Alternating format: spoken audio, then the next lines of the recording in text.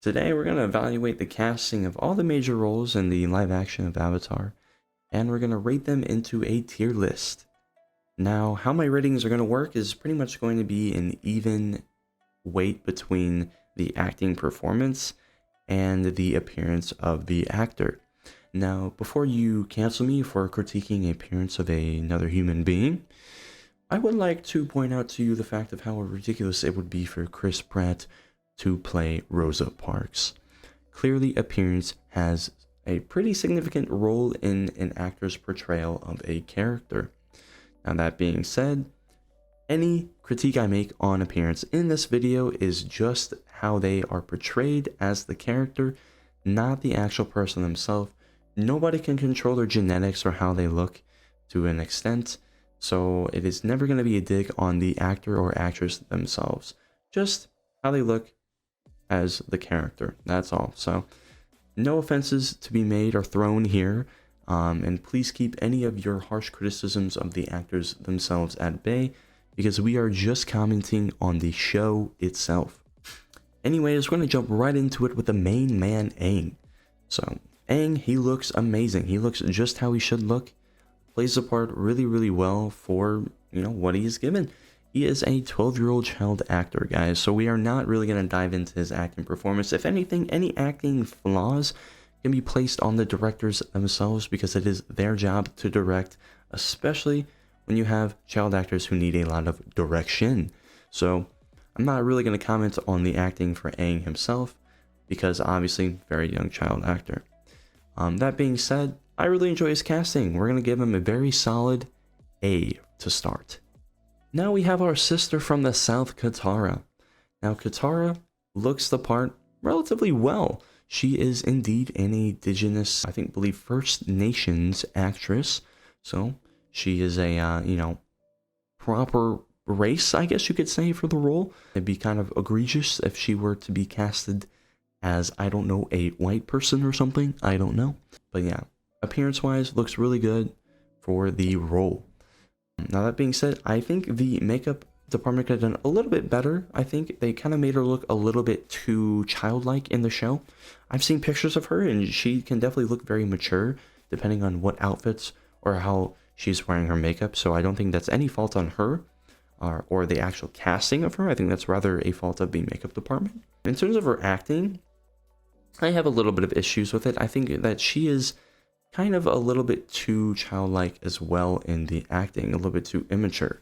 I feel like a person, even though she is young in the show, in her shoes would probably be forced to mature up a lot faster than a person normally would at her age.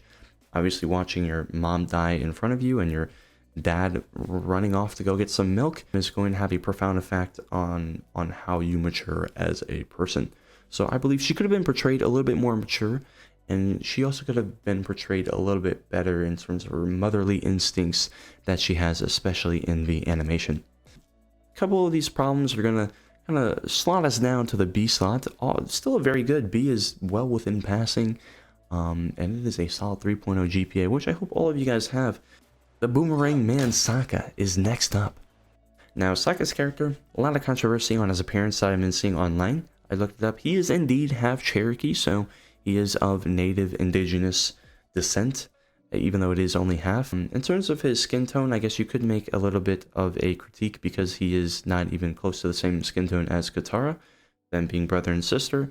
You would expect them to be the relatively similar skin tone.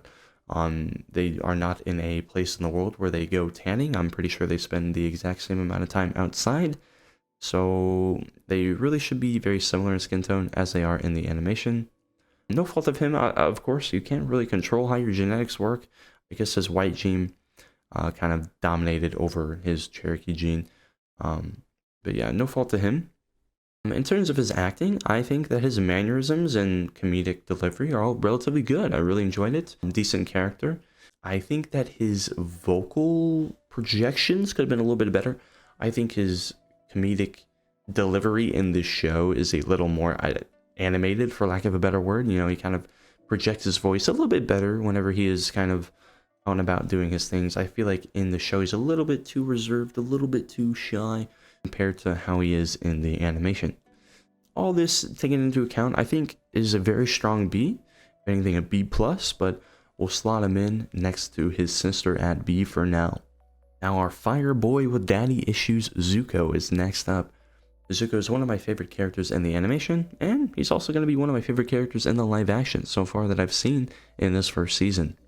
His actor does a great job at just playing his character, playing the mannerisms, kind of his short temper, how he treats people around him. Actor does a great job, very experienced actor, I can tell for sure. Same thing kind of with Katara. I think the makeup department could have done a little bit better with kind of making him look a little bit more serious, a little bit more severe, because obviously he has grown up in a very authoritative family. You know, Fire Lord Ozai is not really a nice guy. You know, he's tough. He's obviously going to be tough on his kids. So you'd expect his appearance to resemble that a little bit. Obviously his facial scar doesn't help at all. It's kind of poorly done. Once again, makeup department problem. I think you could maybe have a little bit more muscle definition. I mean, if you are in a martial arts kind of world where you're just always training, you would expect to see a little bit more of a chiseled look, even though he is quite young. Not a huge deal for me personally. All this taken into account, I believe I would throw him in at A. Very solid, very strong. I really enjoy his casting. Now on to his psycho sister, Azula. Now funny I say the word psycho, because she seems to be missing that in the show. She's not very psycho at all, as far as I can tell. In fact, her actor kind of just focuses on the serious aspect of the character. All I see is just serious. Obviously, Azula is serious. You know, she's very serious about getting power. You know, very serious about getting her dad's affection. But that comes from a lot of her obsessiveness and her psychoticness, dude. She is cuckoo for her freaking Cocoa Puffs. If Cocoa Puffs were being the Fire Lord, I don't know.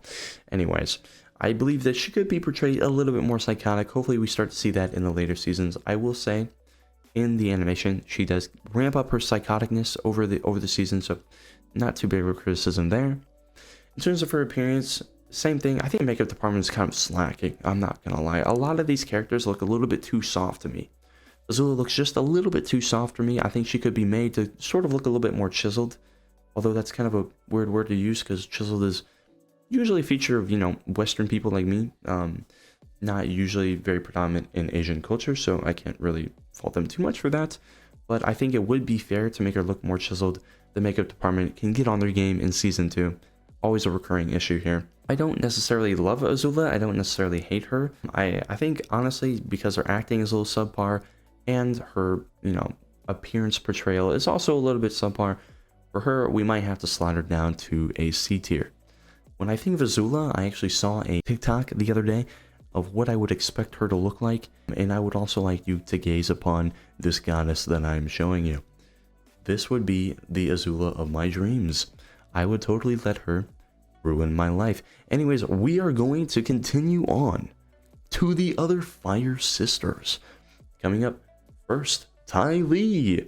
I don't really know why I'm going for a caster sound here.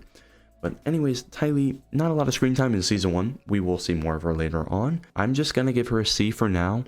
Her appearance is relatively decent, I guess. Not a lot to go off of. I'm just keeping her in this list because I think it's kind of fun to keep all of the, you know, Fire Sister trio in here. Next up, we have Mai. I'm gonna just... yeah. Anyways, we're gonna move on to Suki now.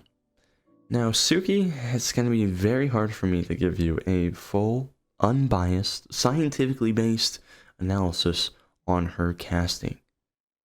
That is why I'm not even going to attempt to do that, and I'm just gonna throw her straight directly into the S tier. Suki is possibly the most beautiful woman I have ever seen in my life, and she absolutely unequivocally puts the W in Wasian, if you know what I'm bossing saying. Now we're going to take a break from all of these women and move on to our old respectable man, Iroh. The GOAT, perhaps, might you say. So, Iroh's appearance in the live action is, you know, it's anything you would expect. It's an old, overweight Asian man. There are plenty of those to be had in the world, and they found another one and threw him in the show. Perfect. Really no complaints appearance-wise from me. I think his acting is where he falls short a little bit. Now, bear with me. I think his actor himself is a very good actor. I've seen a lot of his other roles, but I think he brought a little bit too much of that seriousness to this role. I think he should have been a little bit more light, a little bit more, you know, airy when it comes to the role. Now, Iroh is a very unserious... well, he is a serious guy, but the way he's portrayed in the animation, he comes off very unserious. He's a very down-to-earth guy, and I think that's kind of missed in the live action a little bit. I think in the live action, he's very, you know, on Zuko's Petunia, rather than just kind of like giving Zuko general advice and letting him kind of like weave throughout, you know, very softly. In the show, yeah, he's very just on Zuko's case about everything. I think he should have just kept it a little bit more light, a little bit more airier. I think it would have been a lot better. That being said, I think it's pretty fair to give him a B. Now we have Iroh's bro, the GOAT, Fire Lord Ozai. Fire Lord Ozai is an absolute beast of a casting. In the show, he's jacked to shit, and in the live action, he's also jacked to shit. This man is on testosterone, Z's, I don't know, whatever Z's is on, this guy must be on, dude. This guy is absolutely freaking jacked, and his facial expressions are on par. Let me tell you, his facial expression is really good, really severe, really strong, and he portrays the character really well. I think he would be a pretty easy character to portray for most actors, so I'm not gonna act like he's the most amazing actor in the world. But as it pertains to this role itself, great job. Really can't give him anything lower than an S. Absolutely amazing casting decision here. Now on to our old Chinese men, our last one of the night, Admiral Zhao. So Admiral Zhao, I actually really like as a character. He's probably one of my favorite characters in the show, top 2 at least. And the way he looks is really good. I think he has a strong look to him. Now the thing about how he looks and kind of how he acts, they're both a little bit too unserious. But I think they were trying to go down a more comedic route in the live action than in the show. I think they should have kind of like, you know, doubled down on the comedic route. Where I kind of don't like it is like he's kind of back and forth in a tug of war between being a serious antagonist, being lighthearted comedy relief, kind of just a tug of war between those, and then at the end of kind of the season, he's like, oh, I'm going to take over the world now. It's like, I did not see that one coming. I thought he was just trying to, you know, up his ranking in the system, or I don't even know. Kind of came out of left field. I think in that respect, the acting could have been a little bit more consistent in terms of who his character was. This could be a very dumb analysis for me. I don't truly remember too much about how his character was in the animation, as opposed to other characters. But in terms of live action, I liked him a decent bit. I think it is rather fair to slot him in the B. Now we're going to finish off this tier list with an honorable mention. That is going to be Lieutenant G. Now the reason why I put him in this tier list is not so much because of his character, but kind of because of the 41st in of its whole. I really enjoyed this addition into the show. Probably one of the only additions from the animation to the show that I really enjoyed.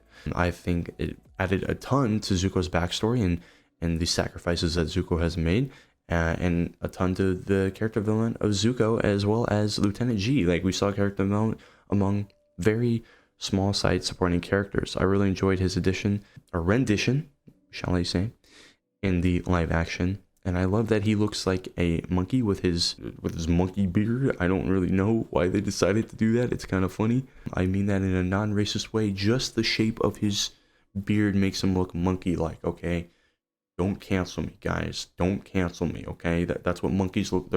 They have pale skin here, and then, like, you know. Anyways, I loved his character design. That's what I'm trying to say. I thought it was really funny. So I'm going to put him at a strong A tier. Really good stuff.